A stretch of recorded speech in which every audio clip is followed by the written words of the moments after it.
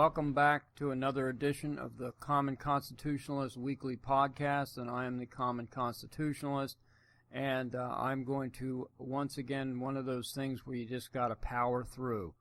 My son and I did a river traverse today. We were going to do a river crossing, but we decided to start downriver, and we traversed a river probably, I don't know if it was a mile and a half, but it took many hours to do, and I am flippin' exhausted.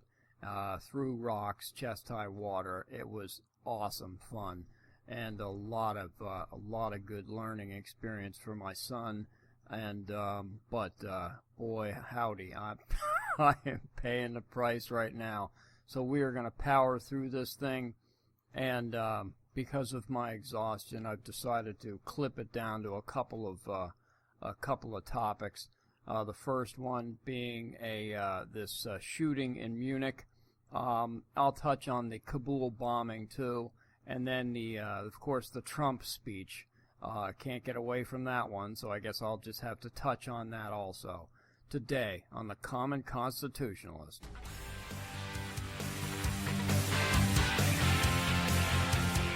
You're listening to the Common Constitutionalist, broadcast from an undisclosed location, free from the prying eyes of establishment black helicopters.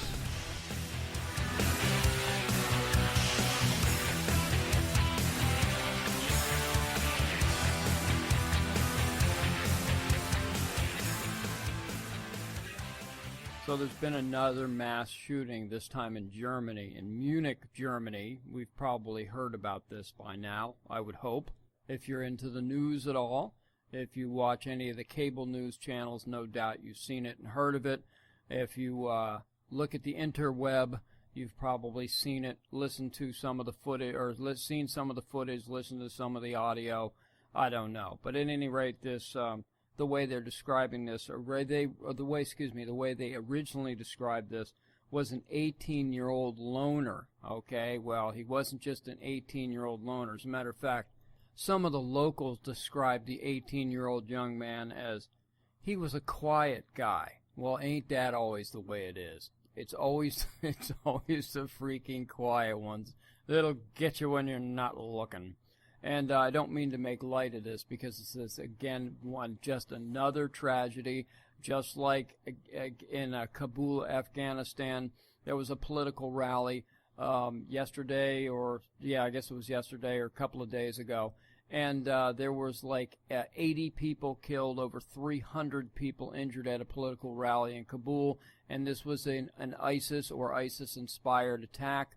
Apparently, this kid in Munich... there's no indication of being inspired by ISIS or whatnot, but it was an 18-year-old German loner. Well, not quite, folks. Not freaking quite, as usual. As you may or may not know, the 18-year-old German boy is named Ali David Sambali. Ali Sambali. What a great name, Ali Sambali. Sounds like a professional wrestler. Again, I'm not making light of the situation. It's just it's just a silly name, Ali Sambali. And he was what could it be? Iranian-German. Yeah, that's the way they're classifying him, as a hyphenated German, an Iranian-German, who's lived in Munich with his parents for 2 years. Hooray for Ali Sambali. Evidently, Ali was being bullied at school, and we all know what happens to people that are bullied at school. They never grow up to be normal or anything. They go out on shooting rampages. And also in his backpack, they found he offed himself. He killed himself. So it was 9 people dead, 10 counting him, but who cares? No one's eyes, as far as I'm concerned, you don't count him because he's a dirtbag murderer. So you don't count him. So there was 9 people killed, ranging from ages of 13 years old to 45. And there was also, I think it was 16 injured, that may be more or something like that. But it was up to 9. Originally it was 6, and then it went to 8, and then it went finally to 9. And I don't think anyone else has died from their injuries, so I think that that's where it stands. But depressed loner Ali Sambali, what he did was he put up a Facebook post that there would be free food at McDonald's to lure the kids in, and then when they got there, he started opening fire, and then he went out on the street and started shooting people, just wantonly shooting them. Didn't care who they were. Didn't seem to target anybody specifically. Just wanted to kill a bunch of people, and then he ended up killing himself. Good riddance to Ali. But all over the news reports was the kind of gun that he had. And that's very important, apparently, these days, is the kind of gun he had. Well, he had a Glock 17, and we all know from our illustrious President Obama all about Glocks. You know, at least in America, it's easier for a child to buy a Glock than it is to get a book. Yes, but Ali had both. Ali had a Glock 17, and he also had a book. And the book was Why Kids Kill, Inside the Minds of School Shooters, by who the heck knows who. But that's the book that they found in his rucksack after he offed himself. So he had his Glock 17 and a book. I don't know how that happened. We'll have to ask President Obama how he was able to buy both a Glock and a book. But I guess Mr. Obama might say that this is Germany, so the rules are different in Germany. You can buy books in Germany and Glocks, I guess. But the interesting thing is that the Glock, it couldn't have been his legally.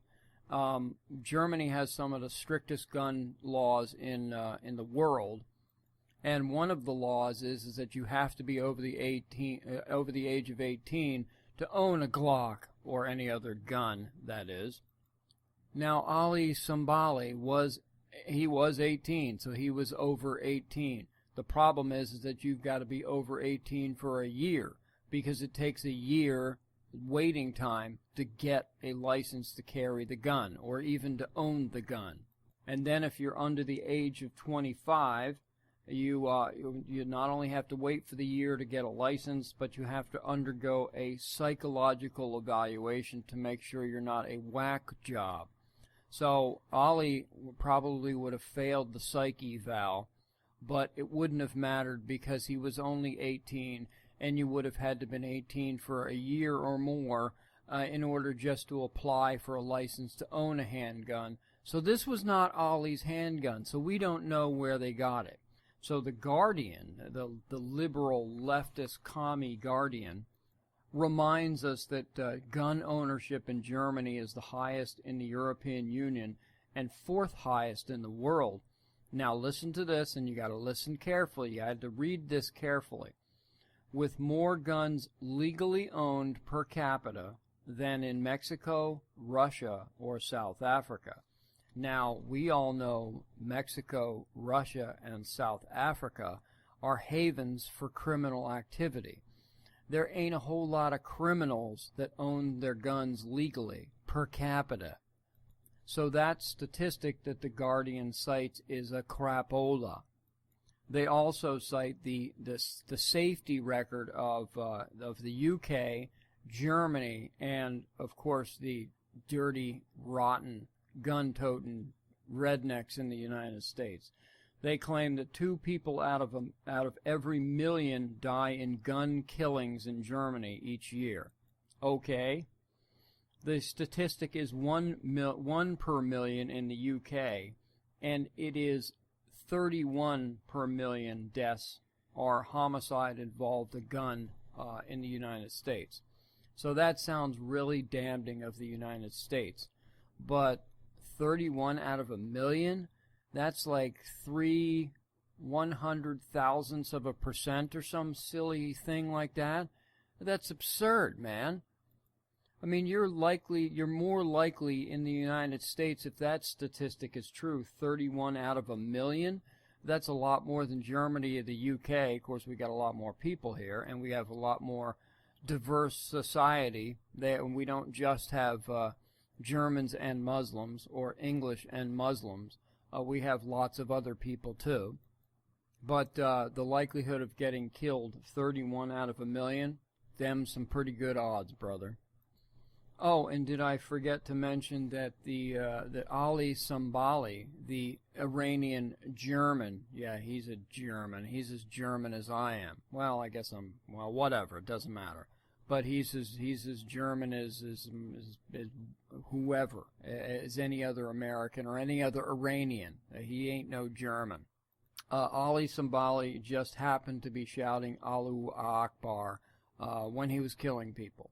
And which is what all Germans yell when they shoot people. That's what happens with their Glock 17 and their books. Shortly after the killings, ISIS supporters took to social media for hours and celebrating the killings. Now, again, there's no reports of any kind of any ties of this guy's to ISIS or any other terrorist organization. He was just a lone whack job. I don't know. I don't think he was a refugee, but he was an immigrant for sure. Or his parents were immigrants, and that's just the way it goes. Old Ali Sambali. I also saw, and I saw a little bit of an interesting statistic here, that around 2,300 German police were dispatched after these initial calls for the shooting. 2,300 cops. And that was just the German police. They were also helped by Swiss and Austrian police. How they got there, I don't know. Maybe they're just based there because of the EU thing. I don't know. All I know is that 2,300 cops, that's a lot of cops, man. And I also thought it interesting that there is clear as day video from several locations of Ali Sambali shooting people. And yet, the Guardian described him as the suspect, the suspected killer. Well, we got the freaking guy on video killing people, and he's a suspected killer. Give me a break. So how about we take a quick break, and we'll be right back.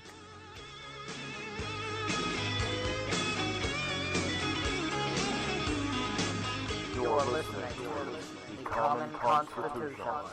Let the truth be known.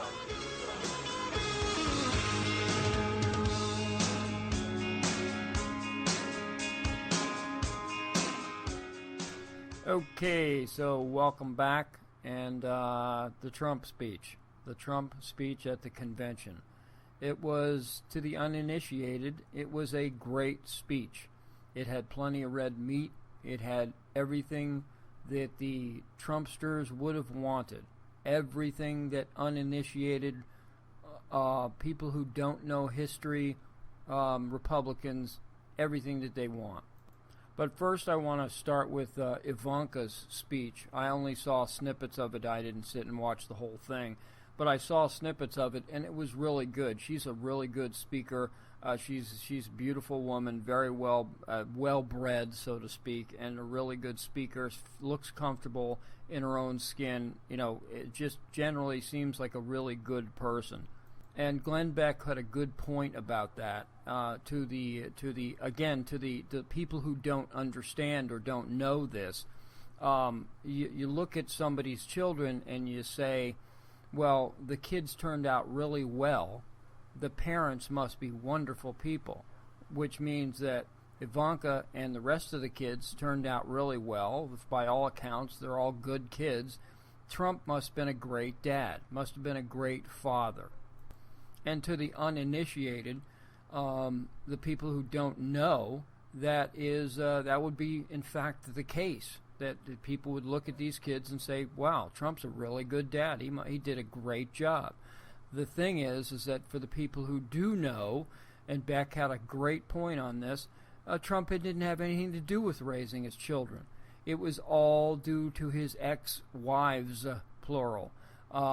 They raised their children. So if you want to thank somebody for the way Ivanka turned out or the other Trump children turned out, you don't congratulate the Donald. You congratulate his ex-wives. They did a super-duper job.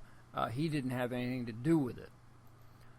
But as far as Trump's speech is concerned, it was the perfect speech by the perfect guy at exactly the right time for, let's just call them beaten down Republicans. The Republicans who are tired of losing, who are tired of getting the short shrift, the shaft, the short straw with everything in politics and government. They're tired of it all, and they want somebody to come in and fight for them. And that's what he, through his speech, that's what he fully intends to do, is he's going to fight for you, as he points to the audience. And that's what he continued to say, at least that's what I got out of it, was everybody complains about when Obama speaks, it's always I this, and I did that, and I did this. Well, Trump was the exact same way. It was I. And the people just sucked it up, and the people just loved it. It's kind of like if you're a Cleveland Browns fan. I do a lot of NFL analogies and whatnot just because I like football. So it's kind of like being a Cleveland Browns fan. And not just any Cleveland Browns fan, a Super Bowl era Cleveland Browns fan.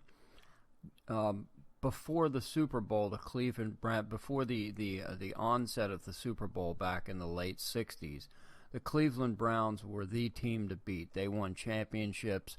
They were awesome. They really were a really good football team. Since the Super Bowl era started, they have basically stunk on ice every year. And every year their hopes get up and they get dashed virtually almost immediately, if not sooner. And they just suck every year. And that's how I equate the angry Republicans, is that we are so tired of being the Cleveland Browns that we just want to be the Patriots, or we want to be the Steelers, or we want to be the Seahawks, or whoever. We want to at least just give us a team, give us a chance to do something. We don't need to win the Super Bowl every year, but at least just get us to the playoffs. Anything. We're so desperate, we'll sign a deal with the devil. And that's the way I equate the Trump base of the Republican Party, is that they don't care anymore. They'll follow this guy because they perceive him to be a winner, of which he has been in life. There's no doubt about that. He's arguably a great businessman, at least in that respect. And so again, the speech was written to perfection and delivered to perfection by Trump. Whoever wrote the speech, I have no idea. I'm sure he had some input, but I'm sure he also didn't write the speech. But it definitely was his speech, and he delivered it magnificently. And if you were just watching the speech and you didn't catch any of the creepiness, it was a great speech. It was uplifting. It wasn't much as uplifting as it was go get 'em. Let's get 'em. Let's win. And not yes we can, but yes you will. That was one of the creepy phrases that permeated his speech. Is not what he said, it's what the crowd chanted like some drone mantra back to him, was the yes you will, not yes we will, as a not a collective, but as a group. Yes, we can overcome. Yes, you will. Yes, master, you will. That was freaking creepy. And just the fact that he's got the crowd saying that type of stuff is just flat creepy. Now, my son and I were watching this. My youngest, he's becoming politically aware, and he's me basically, and that's a dang scary thing. I'm proud of him to say the least, but he's me politically anyway. A lot smarter than I am, but he's me politically. And we're watching this speech, and we're both, some of the stuff that he said, if he can actually pull off, would be great. And then he goes and says, and I don't have the exact line and don't care to look it up, that he will not allow businesses to leave the United States.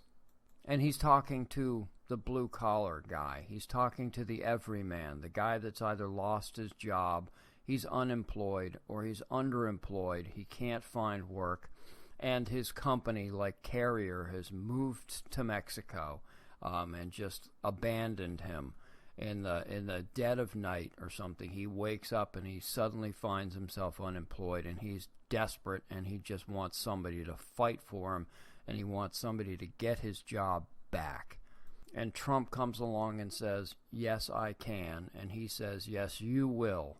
You will prevent companies from leaving America. And I turned to my son when I heard Trump say, we will not allow companies to leave America without consequence. I couldn't freaking believe it. If you learn nothing about this guy, that one sentence should cement everything. It should put everything in perspective. Regardless of everything else that he does, that one line, that one sentence, that I will not allow companies, businesses, private sector, free American businesses to leave America if they so choose without consequence. That is so dictatorial. It's unbelievable. I turned to my son after he said that and said, you know what? If he could pull off everything that he said he could do, you know, the wall and the wonderful trade deals and fair and all that other crap, then I might think about voting for him. Until I heard that. That is a window into his soul. That's his line. Somebody didn't write that for him. He put that in, and that's him. And that's creepy, and that's scary as crap. And people should really not even give pause. They should run away screaming in horror when they hear something like that. So let me ask you, what kind of business, okay, you're in business, you prior to Trump's taking office, you've moved to Mexico, or you've moved to Malaysia or something like that. Okay, now you'd love to come back to the United States, but it's just so business unfriendly that you just can't do it. The regulations are killing you. The taxes are killing you. Everything's killing you. Unions are killing you. And so you've moved to stay alive, to stay viable, and to stay competitive. And so Trump gets into office, and you'd love to move back to the United States, but you recall what he said. You recall that he said you can't come back, you can't leave without penalty if you so choose to leave. Who's going to come back? Who's going to say, okay, I'm coming back to the United States and I'm going to set up shop again in the United States? And if something goes bad again, President Trump won't allow me to leave without paying a huge penalty. Who's going to come back under those conditions? Answer, 0. No company is going to look at those terms and look at what he said as president, as dictator, however you want to describe it, and say, okay, fine, I'm going to take a shot and I'm going to come back and I'm going to set up my manufacturing facility in the United States, knowing full well that if things go sour, that I can't leave again, that I'm hostage. Who the hell's going to do that? Answer, nobody. And these are the types of things that you people need to consider about this guy. Hillary she is the freaking devil. She's like in the movie, the Adam Sandler movie, The Waterboy. Look, Mama, it's the devil. She's the freaking devil. She's the walking, talking incarnation of Beelzebub himself. She is, in fact, that evil, in my opinion. In my opinion. She is that evil. In my opinion, my butt. She's freaking that evil. She just is. She's an awful, awful human being. But at any rate, that, I just turned to my son and said, you've got to be kidding me. I just can't believe that he would allow something, or somebody didn't catch that. Somebody didn't catch the authoritarianism of that line. It's just absolutely incredible. And then he goes on to say about student loans. Their kids are drowning in student loans. I'm sorry that you're drowning in student loans, but that is not my problem. You, the one that chose to go to Harvard or Yale or Columbia or Stanford or some other school, and now you've got $250,000 to $500,000 worth of debt, and you can't find a job except for McDonald's or Wendy's or whatever. I'm sorry about that. I really, really am.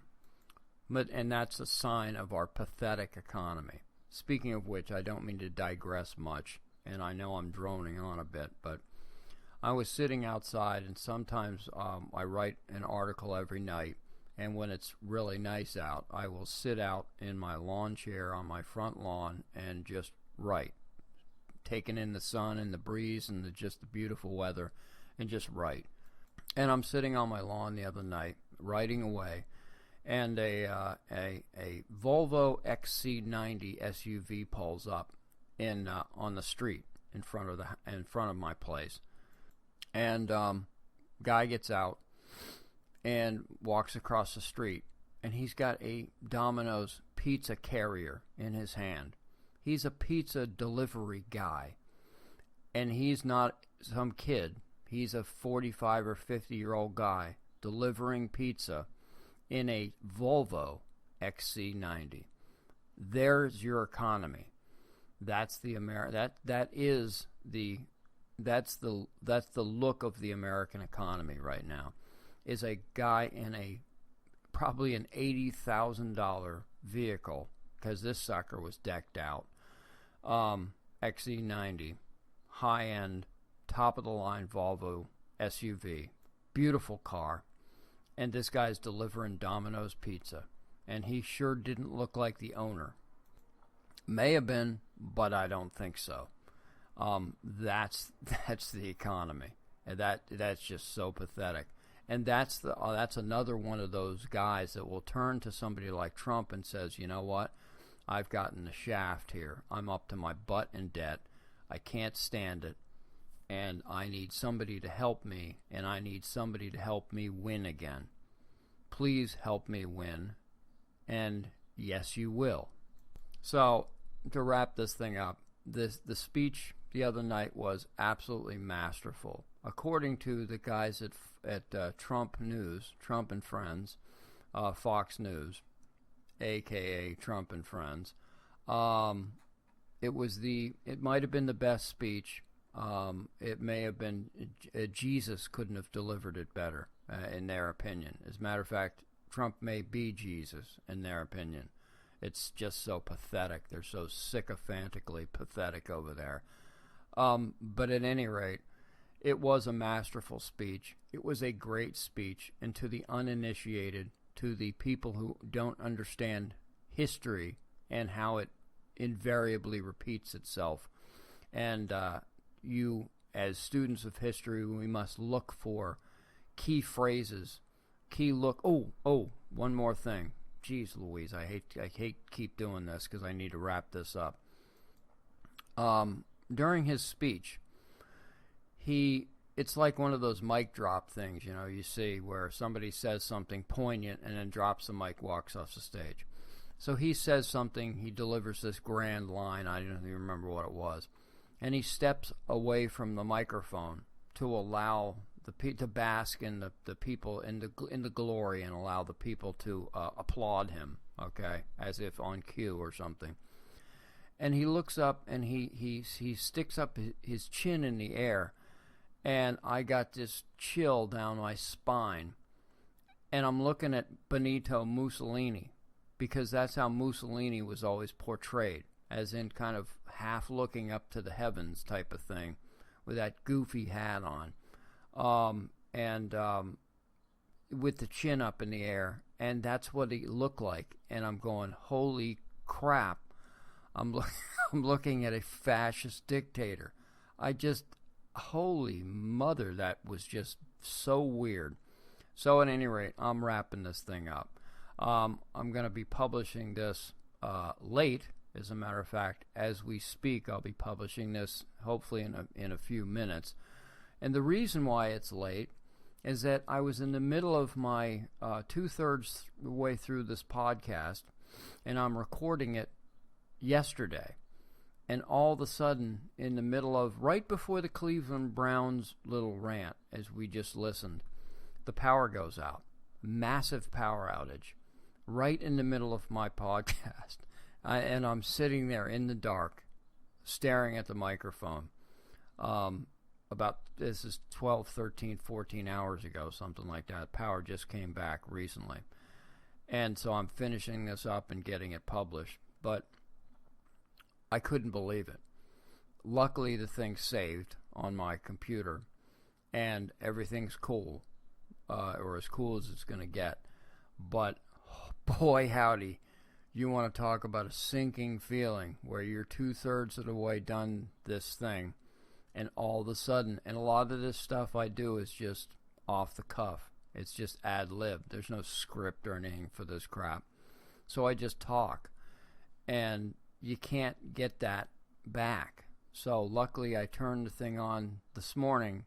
Just, I was actually going to post an apology that there was going to be no podcast today. And suddenly the program that I use to record these things, apparently it auto-saved this. I didn't even know that was a function. So thank heavens. So I'm gonna wrap this up and go thank God for my good fortune, of which there are many. And don't forget to do that every day. Don't forget to thank him every day, by the way, if you're not already. This is it. I'm done. Common Constitutionalist signing off. I'm out of here. Thanks, people.